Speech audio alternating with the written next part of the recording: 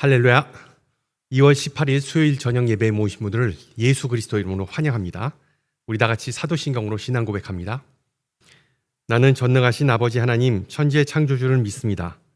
나는 그의 유일하신 아들 우리 주 예수 그리스도를 믿습니다. 그는 성령으로 잉태되어 동정녀 마리아에게서 나시고 본디오 빌라도에게 고난을 받아 십자가에 못 박혀 죽으시고 장사된 지 사흘 만에 죽은 자 가운데서 다시 살아나셨으며 하늘에 오르시어 전능하신 아버지 하나님 우편에 앉아 계시다가 거기로부터 살아있는 자와 죽은 자를 심판하러 오십니다. 나는 성령을 믿으며 거룩한 공교회와 성도의 교제와 죄를 용서받는 것과 몸의 부활과 영생을 믿습니다. 아멘. 네, 우리 함께 찬송가 545장 하시겠습니다. 545장. 예전 찬송가는 344장이고요. 이 눈에 아무 증거 아니 배워도 545장 함께 찬양합니다.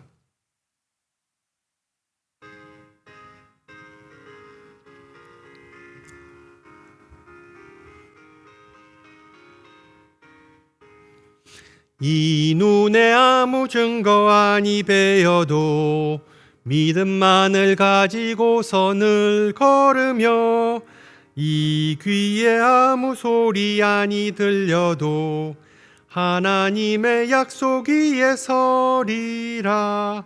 걸어가세 믿음 위에 서서 나가세 의심 버리고 걸어가세 믿음 위에 서서 눈과 귀에 아무 증거 없어도 이 눈이 보기에는 어떠하든지 이미 얻은 증거대로 늘 믿으며 이 맘에 의심 없이 살아갈 때에 우리 소원 주 안에서 이루리.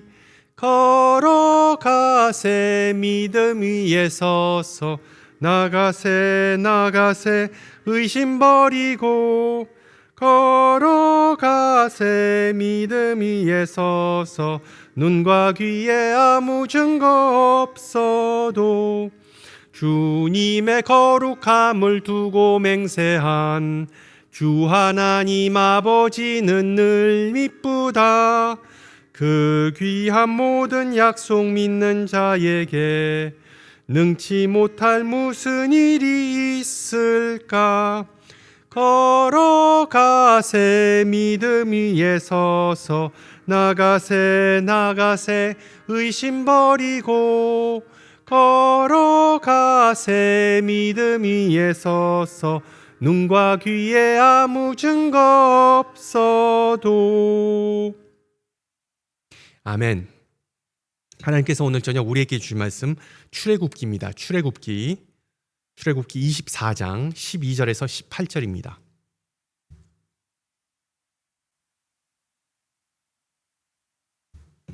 출애굽기 24장 12절에서 18절 말씀을 받들어 봉독합니다.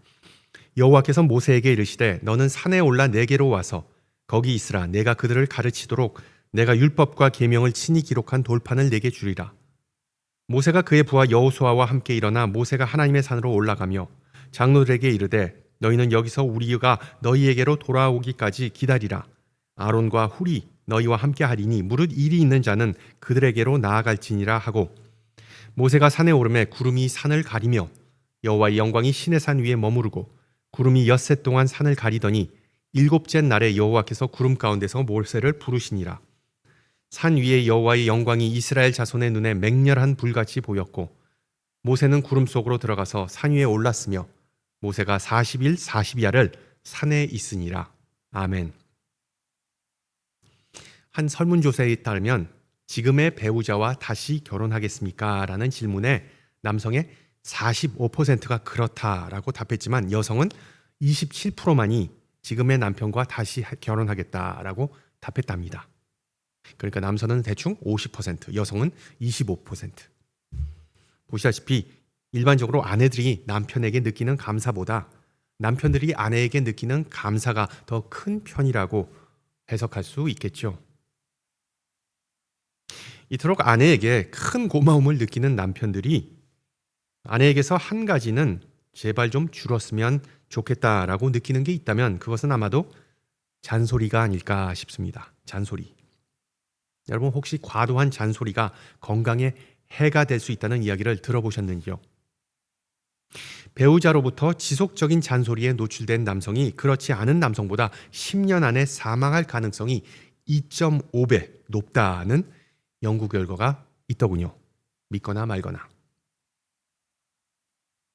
대부분의 전문가들은 잔소리는 효과가 전혀 없다고 단호하게 말합니다. 반면에 어떤 이들은 오히려 잔소리가 효과가 있다고 주장합니다. 그 이유는 반복되는 요구와 명령은 정신적 피로를 유발해 상대방에게 백기를 들게 만들다입니다. 쉽게 말해 끊임없는 잔소리는 상대방에게 그 멘탈 붕괴를 오게 한다는 주장입니다. 여러분 누가복음 18장에 나오는 과부와 불의한 재판관의 비유를 생각해 보세요. 그 과부는 포기하지 않고 재판관을 계속 찾아가서 호소하면서 괴롭히죠. 결국 재판관은 학을 띠고 멘붕이 와서 그 민원을 들어줍니다. 어떤 면에서 이 원리는 하나님의 말씀인 성경에도 적용됩니다. 여러분 성경은 무엇입니까? 성경은 하나님의 사랑과 은혜를 드러내는 우리 인류가 받은 가장 크고도 귀한 선물 중에 하나이죠. 그러나 동시에 많은 사람들에게 있어 성경은 끝없는 잔소리처럼 들리기도 합니다. 왜냐하면 성경에는 순종과 성결한 삶을 요구하는 내용과 더불어 죄에 대한 경고가 상당히 많기 때문이죠. 그리고 그 내용은 어떤 때는 효과가 있지만 많은 경우에 성경에 나왔듯이 효과가 없습니다. 구약시대에서 율법은 이스라엘 백성에게 일종의 거룩하고도 유익한 잔소리였죠. 하나님께서 영적으로 미숙한 백성을 위해 주신 큰 선물이었습니다. 율법은 이스라엘 백성이 하나님의 뜻과 그리고 또한 옳고 그름을 분별하게 하며 그 큰 죄를 짓기 전에 경각심을 불러일으키는 그런 역할을 했습니다. 지난주에 우리는 예수님께서 율법을 폐하러 오신 것이 아니라 완성하러 오셨다는 그 사실을 배웠죠. 그리고 오늘 읽은 본문은 시간을 거슬러 올라가 그 율법이 처음 그 돌판 형태로 백성에게 주어진 그 사건, 그 기원, 율법의 기원을 기술하고 있습니다. 영화 10계나 이집트의 왕자를 보신 분들은 오늘 읽은 내용 다 익숙한 내용일 거예요. 원래 10계명의 내용은 앞선 출애굽기 20장에서 이미 다 알려졌습니다. 그때 처음으로 시내산에 올라간 모세에게 하나님은 천둥과 번개와 연기와 불이라는 그런 두려운 광경 속에서 율법을 알려주셨습니다. 그 사람들은 그 충격적인 광경을 보고 공포에 사로잡혀 두려움에 떨면서 멀찍이 물러섰죠. 그러자 모세가 백성들을 진정시키며 말합니다. 야, 두려워하지 말라. 하나님이 이렇게 하신 것은 너희를 시험하사 하나님을 경외하는 마음으로 너희로 죄를 짓지 않게 하려 하심이라. 그럼에도 불구하고 백성은 계속 거리를 두며 모세가 자신들과 하나님 사이에서 중재해달라고 요청합니다. 그리고 오늘 읽은 이 출애굽기 24장에서 모세는 주님의 명령을 따라 두 번째로 시내산에 또 오릅니다. 너는 산에 올라 내게로 와서 거기 있으라. 내가 그들을 가르치도록 내가 율법과 계명을 친히 기록한 돌판을 내게 주리라. 12절이죠. 여러분 그 장면을 한번 상상해 보세요. 시내산 꼭대기에는 여전히 하나님의 영광이 그냥 정말 맹렬한 불처럼 타오르고 그리고 또한 그 짙은 구름이 그 불을 둘러싸고 있습니다. 그리고 모세는 그 구름 속으로 들어가 40일과 40밤을 머뭅니다. 아무도 가본 적 없는 곳, 전능하신 하나님의 임재 안으로 들어갔던 것이죠. 그리고 그 누구도 모세가 살아서 돌아올지 확신할 수 없었습니다. 그 와중에 하나님은 모세에게 율법을 전수하십니다. 출애굽기 31장까지 이어지는 긴 가르침이 끝난 후에 하나님은 마침내 모세에게 자신이 직접 쓰신 손가락으로 쓰신 성경에 나오죠. 2개의 증거판, 언약판을 전달해 주십니다. 그리고 여러분이 아시는 대로 그 돌판들은 율법의 핵심인 10계명이었습니다. 그런데 이어지는 장면에서 반전이 일어나죠. 32장에 가보면 기다림에 지친 백성은 모세가 그 구름 속에서 죽었을 거라고 단정하고 그 형제 아론에게 금송아지를 만들게 합니다. 그리고 먹고 마시며 흥청망청 즐기죠. 모세가 자리를 비운 사이 그들은 곧바로 너를 위하여 우상을 만들지 말라라는 둘째 계명을 어깁니다. 그리고 모세가 산에서 내려와 그 금송아지와 타락한 백성의 모습을 보았을 때 정말 그 분노가 치밀어 손에 들고 있던 돌판을 땅바닥에 내던지며 산산이 깨트려 버립니다. 그리고 송아지를 불사르게 하고 그리고 가루로 빻아 물에 섞어 백성에게 다 마시게 합니다. 그 사태를 수습한 후에 모세는 결국 다시 산 위로 올라가 새 돌판을 받게 됩니다. 이게 바로 34장에 나오는 내용이죠. 그러면서 모세는 하나님의 계명은, 하나님의 율법은 마치 아이에게 쓴 약을 억지로 먹이려는 것처럼 쉽게 지키기 어렵다는 뼈아픈 교훈을 얻게 됩니다. 그때부터 이스라엘 백성과 오늘날의 우리 신앙인들도 하나님의 계명을 지키고 순종하는 것이 절대로 쉽지 않다는 것을 매일 깨닫게 되죠. 자, 그렇다면 이 시내산 위에서 모세가 겪었던 사건이 우리에게 전하는 메시지는 무엇일까요? 우리는 이 이야기에서 무슨 교훈을 얻을 수 있을까요? 자명한 사실은 계명이 단지 10개라고 해서 그 외우기 쉽거나 지키기 쉽다는 것은 결코 아닙니다. 또한 이 천둥과 번개와 연기와 같은 엄청난 자연 현상을 통해 사람들에게 겁을 준다고 해서 순종하는 마음이 저절로 생겨나지 않는다는 것이죠. 마찬가지로 목사가 아무리 성경을 읽고 말씀대로 살라는 그런 잔소리를 한다고 해서 사람들이 성경을 읽고 적용하면서 사는 것도 아닙니다. 잘 들어보세요. 시내산 사건이 우리에게 알려주는 내용은 다름 아닌 이것입니다. 우리가 바로 모세처럼 되어야 한다는 것입니다. 우리 각자가 하나님께 가까이 나아가서 하나님과 함께 시간을 보내야 한다는 것입니다. 바꿔 말하면 살아계시고 능력 있으시며 은혜롭고 사랑이 많으신 하나님을 우리는 직접 만나야 합니다.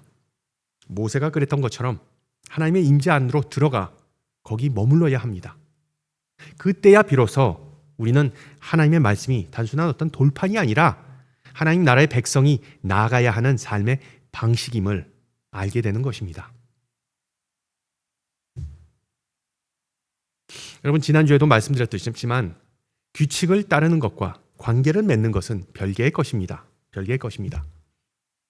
누군가 친밀한 관계를 나누면 항상 바르게 행동하기 마련이죠. 억지로 마지못해서가 아니라 사랑과 헌신이 우리의 사고와 행동 자체를 바꾸어 놓습니다. 바로 이 사실을 바리새인들과 서기관들은 이해하지 못했습니다. 그들은 하나님과의 관계는 단지 규칙을 지키는 것이라고 생각했지 인간의 마음을 실질적으로 변화시킨다는 사실을 이해하지 못했습니다. 그렇다면 모세는 어떻게 하나님과 관계를 맺었을까요? 바리새인들이 율법을 그냥 토씨 하나 틀리지 않고 지키는 것으로 그 관계를 확인했다면 모세는 어떻게 그 관계를 정의했을까요?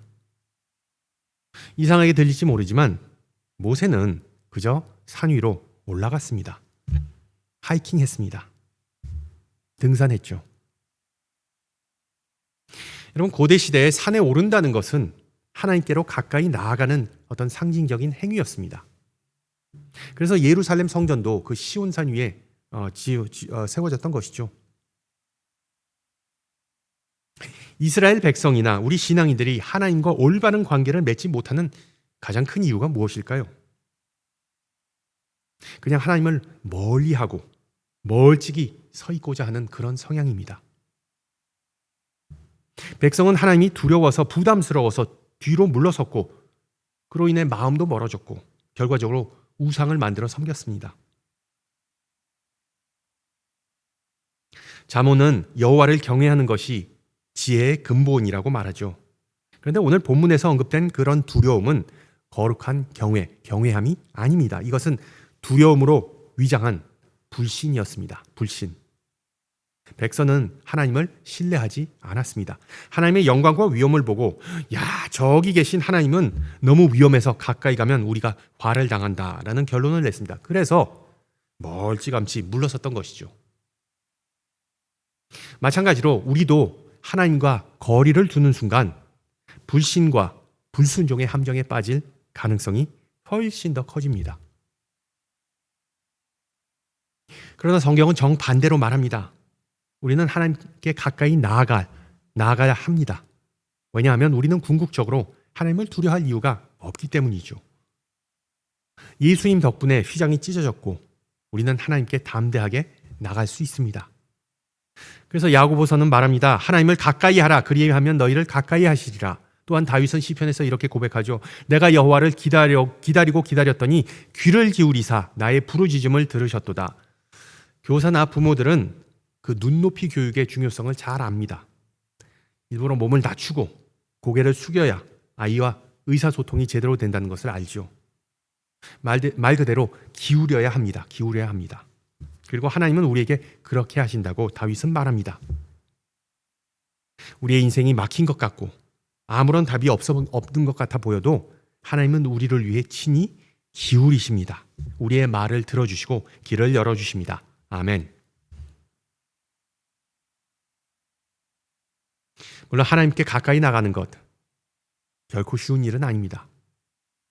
모세에게도 쉽지 않았습니다. 한번 생각해 보세요. 모세는 하나님의 임재를 경험하기 위해 그 짙은 구름 속으로 들어가야만 했습니다. 앞이 보이지도 않고 정말 방향 감각도 없고 어쩌면 내가 길을 잃은 건가 하는 의구심도 들었을지도 모릅니다. 다행인 점은 우리가 혼란스럽고 길을 헤매는 것처럼 느끼는 그 자리가 바로 우리가 있어야 할 자리입니다. 왜냐하면 하나님도 바로 거기에 계시기 때문이죠. 모세는 구름 속에서 하나님을 만났습니다. 표면적으로 그 구름은 불확신과 두려움의 상징이었지만 실제로 하나님의 영광과 임재의 증거였습니다. 그리고 바로 그런 자리에서 모세는 하나님을 신뢰하는 법을 배웠습니다. 모세는 율법의 참된 정신이 무엇인지를 깨닫게 됐습니다. 모세는 6일 동안 안개 속에 있었다고 성경은 기록합니다. 우리 중 어떤 이들에게 그 6일이 6년처럼 느껴질 수도 있습니다. 그러나 하나님은 약속하시죠. 구름 속에서도 앞이 보이지 않는 자리에서도 하나님은 우리를 만나주십니다. 할렐루야. 그렇습니다. 하나님은 우리에게 옳고 그름을 가르치기 위해 2개의 돌판을 주셨는데 우리의 인생을 올바른 길로 안내하기 원하셨기 때문입니다. 계명을 주신 이유는 우리를 억압하고 우리에게 부담 주기 위한 것이 아닙니다. 계명은 우리를 회복시키고 하나님의 백성답게 살게 해주는 입에는 쓰지만 몸에는 좋은 약, 피와 살이 되는 잔소리와 같습니다. 하지만 여기에 중요한 사실이 있죠. 우리가 산꼭대기에서 하나님을 만나고 그 구름 속으로 들어가서 하나님과의 관계 안에 머무르지 않으면 하나님의 계명은 그런 효능을 절대로 발휘하지 않는다는 것입니다. 그저 쓰기만 하고 듣기 싫고 하기 싫은 의무로만 느껴질 뿐입니다. 하나님께 어떻게 나아가는가? 여러분 이미 그 방법 다 알고 계실 거예요. 주일 예배나 소그룹 모임에서 함께 모여 기도하고 말씀을 나눌 때 우리는 하나님의 임재 안에 들어갈 수 있습니다. 아니면 집에서 조용히 앉아서 모세처럼 거기 머물러 기다리는 순간에도 그 임재하심을 맛볼 수 있습니다. 그래서 하나님은 오늘도 우리를 부르십니다. 산으로 올라오너라. 구름 속으로 들어오너라. 내게 가까이 오너라. 그리고 우리가 가까이 다가갈 때 하나님도 우리에게 가까이 다가오십니다. 둘째, 주님과 함께 시간을 보내기 전에 주님을 기다리는 법을 배우셔야 합니다. 주님을 기다리는 법.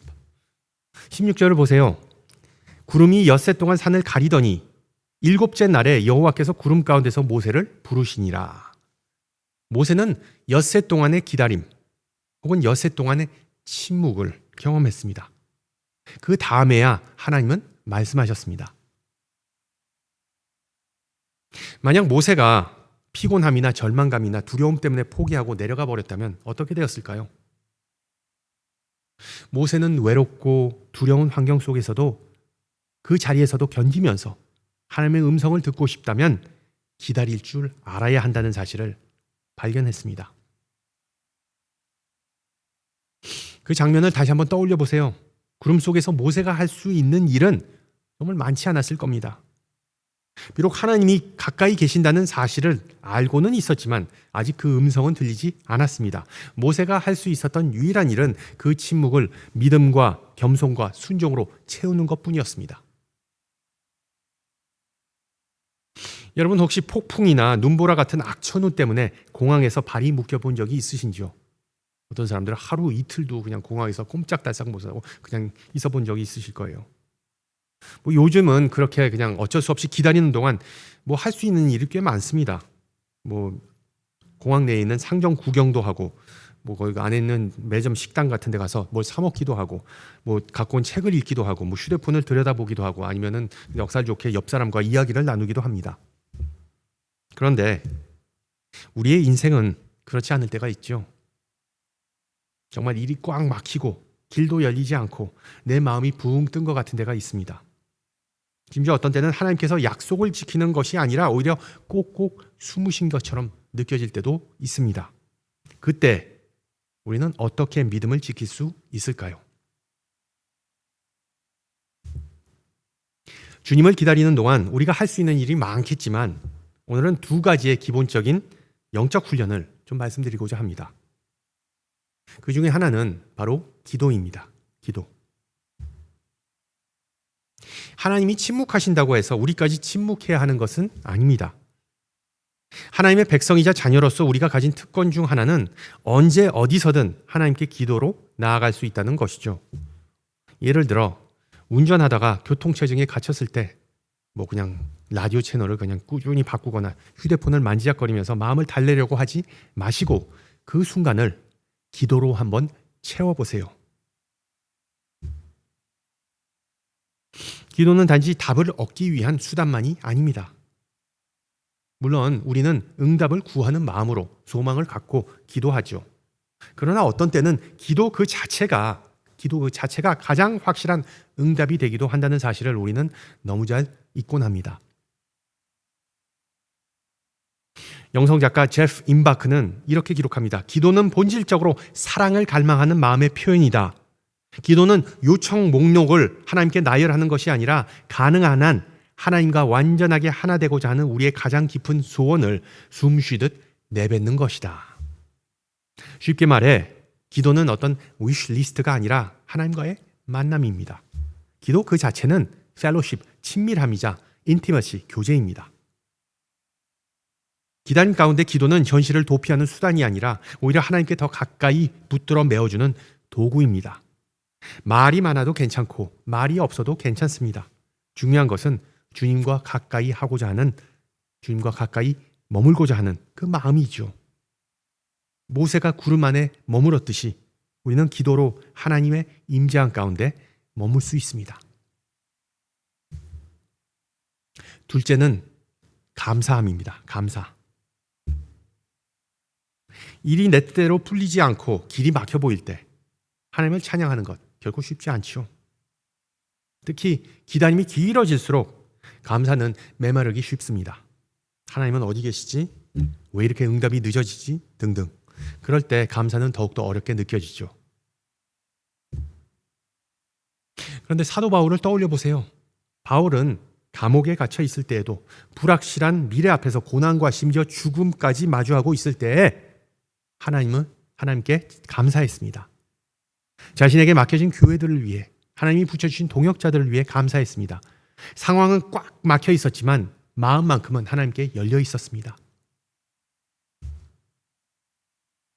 물론 우리 모두가 다 바울과 같은 믿음의 거장은 아니죠. 그 고난 속에서 감사는 거의 불가능한 요구처럼 들립니다. 감사는 펌프질을 하는 것과 같다는 표현을 들어보셨을 거예요. 저는 어렸을 때 시골에 살아서 물펌프를 사용해 본 적이 있습니다. 그 마른 상태에서 펌프질을 하면 그냥 쇠 마찰음만 소리만 납니다. 아무것도 안 나오죠. 아무리 눌러도 물이 나오지 않습니다. 하지만 물을 조금씩 이렇게 붓고 계속 펌프질을 하면 어느 순간 물이 콸콸콸콸 나오게 됩니다. 감사도 비슷합니다. 처음엔 억지 같고 공허해 보입니다. 그런데 하나님께 시선을 돌려서 감사할 이유를 하나 둘씩 떠올리기 시작하면 영적인 동력, 영어로 모멘텀이 생깁니다. 그러면 조금씩 아주 천천히 메모른 영혼 안에 참된 감사와 기쁨이 솟아오르기 시작하죠. 마음이 부드러워집니다. 그리고 하나님의 방식으로 하나님이 정하신 시간, 그 타이밍에 흘러나오는 말씀을 들을 준비가 됩니다. 이와 같이 기다림 속에서 하나님께 마음을 여는 가장 정직한 믿음의 표현은 기도와 감사입니다. 기도와 감사. 모세가 엿새의 침묵을 견디며 7째 날을 맞이했듯 우리도 기도와 감사로 그 시간을 통과할 때 하나님은 구름 가운데서 우리를 부르십니다.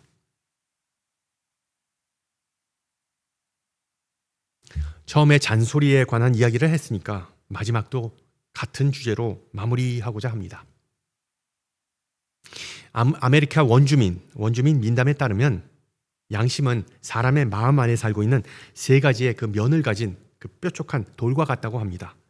그 돌은 모서리가 아주 날카롭기 때문에 사람이 양심의 잔소리를 무시할 때마다 그 돌은 마음속에서 빙글빙글 돌면서 마음을 콱콱 찌른답니다. 이렇게 안에서. 그런데 수년 동안, 아니 어떤 사람은 수십 년 동안 그 찌르는 통증을 무시하면서 살면 이상한 일이 발생한답니다. 돌이 계속 그 안에서 마음속에서 돌고 도는 동안 그 날카롭던 모서리가 마찰로 닳아 무뎌지기 시작합니다.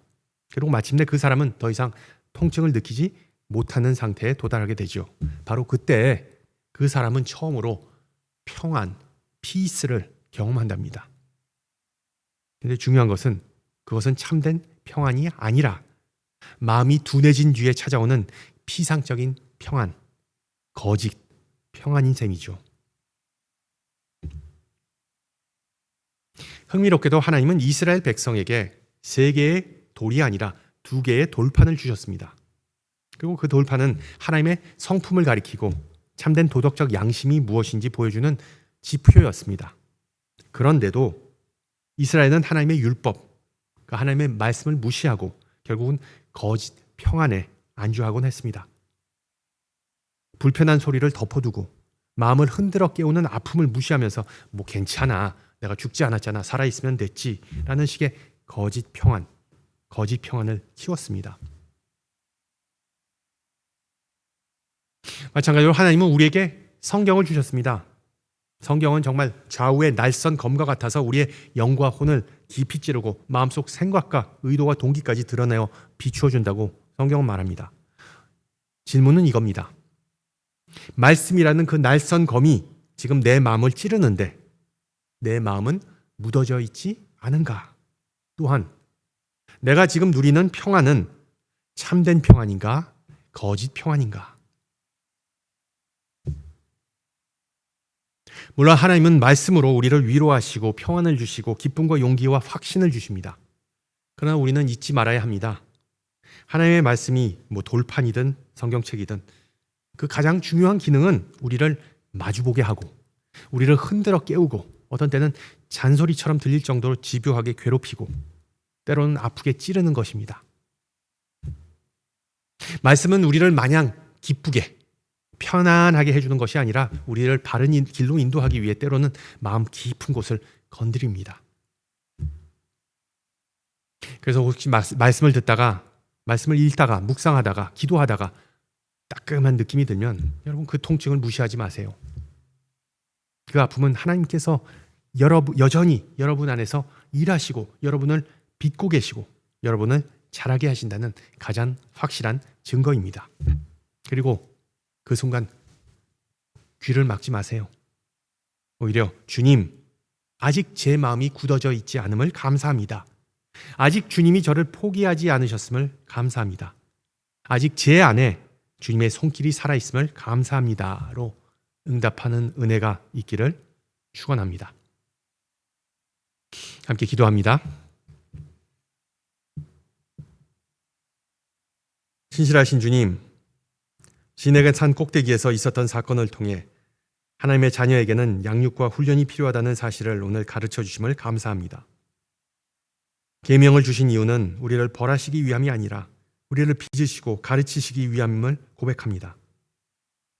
주님의 율법은 우리의 삶을 더 온전케 하고 공동체를 더 견고하게 세우는 선물임을 고백합니다.